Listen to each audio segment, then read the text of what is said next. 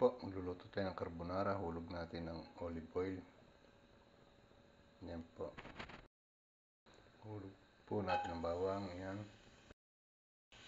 Kapulahin lang po natin yan ng kaunti. Hulog natin yung pancetta. Yan. Medyo mapula na po ang bawang. Hulog natin yung pancetta. Yan.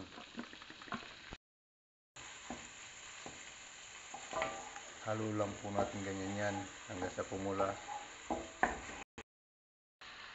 Hulugan po natin yan ng paminta. Yan. Tapos halo lang po yan ganyan. Yan po. Mapula-pula na. Dahil maalat na po yung pancetta, hindi ko na po nilagyan ng asin. Doon ko na lang ilalagay ang asin doon po sa spaghetti. Pero kayo din na po ang bahala kung lalagyan nyo pa ng asin. Yan. Yan po. Ihulog ko ng aking spaghetti. Kukulan na lang po yan. Yan po. Luto na yan. Yung pancetta, hulog natin po yung spaghetti niyan. Yan.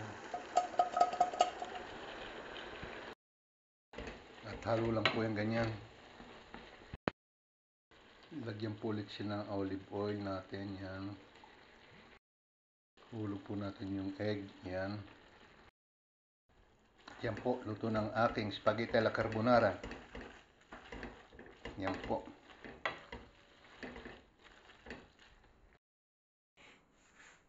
At yan po, nagaya ko ng baon namin ni Patrick. Si Amor daw po hindi magbabaon, kaya wala. Okay, thank you po for watching.